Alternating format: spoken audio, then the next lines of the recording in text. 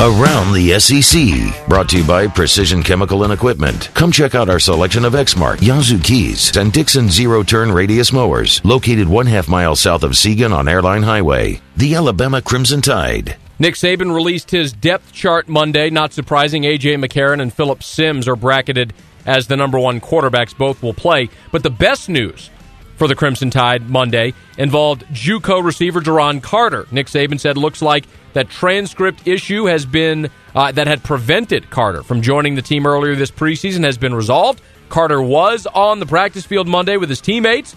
Saban said it's unlikely Carter will play in the opener, but expect to see him week 2 at Penn State.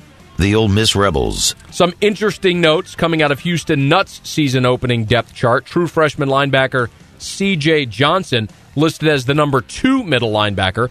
Redshirt freshman linebacker Ralph Williams is currently listed ahead of junior Joel Kite at weak side linebacker. Kite had started 9 games last year, and the only true freshman to make the starting lineup for the Rebs is wide receiver Dante Moncrief.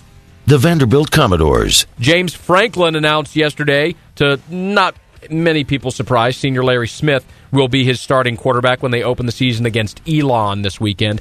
Smith, 10 touchdowns, 12 picks in his last 2 seasons as a starter, completing just 47% of his passes. James Franklin also announced offensive coordinator John Donovan will call the offensive plays, at least for the time being. Zach Stacy will be the first-team running back. Warren Norman, his backup. The Florida Gators. Things are going to look a lot different in Gainesville this season. The first thing that stands out is that Florida could line up with 2 freshman starters in the secondary. Will Muschamp has Deontay Saunders penciled in as the starter at free safety, and Marcus Roberson, one of the corner starters. Notre Dame transfer Dan Wenger came in as a center, but is listed as the starting left guard. One other interesting note is that tight end Jordan Reed also listed as the backup punt returner behind Chris Rainey. Meanwhile, on the hardwood, Billy Donovan picked up a commitment from 2012 swingman Dylan Graham, one of the top catch-and-shoot three-point shooters in the country. That's the 3rd guard for the Gators class of 2012. The Auburn Tigers. Ontario McCaleb sits atop the first depth chart at tailback over 1,000-yard rusher Michael Dyer. Officially, Auburn's starting lineup shows just 1 freshman and only 5 returning starters from the national championship team a season ago. All 4 starters in the defensive line are sophomores, 4 new starters on the offensive line. Going to be an uphill climb on the Plains this year. The Mississippi State Bulldogs. The 20th ranked Bulldogs begin their season Thursday night. Chris Relf is going to lead the Bulldogs at starting quarterback. Been a lot of talk about whether it'll be Tyler Russell or Dylan Favre behind Relf. Russell has the game experience, which makes Dan Mullen much more comfortable, so you might look for Tyler Russell. Meanwhile, the Bulldogs have a trio of running backs at their disposal. Vic Ballard, Ladarius Perkins, and Robert Elliott. All 3 saw playing time last year, so Dan Mullen knows what to expect. Big expectations in Starkville this year. The Arkansas Razorbacks. In the wake of Niall Davis's injury, Ronnie Wingo Jr.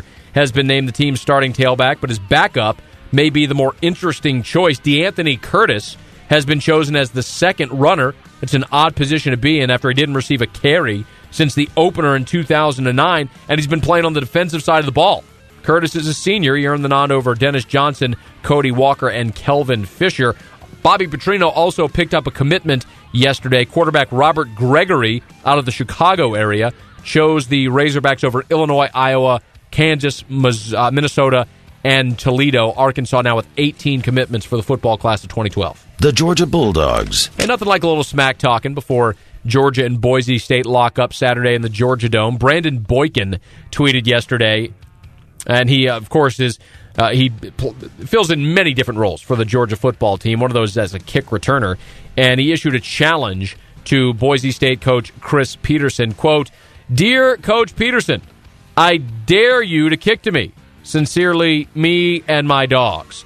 That, of course, from Brandon Boykin. He also went back to Twitter to say he meant no disrespect and that peeps should be scared to play the dogs. Also, quote, "We need swagger. Don't mistake it for anything else." That will be an interesting game to keep an eye on this Saturday. There you have it. That is Around the SEC.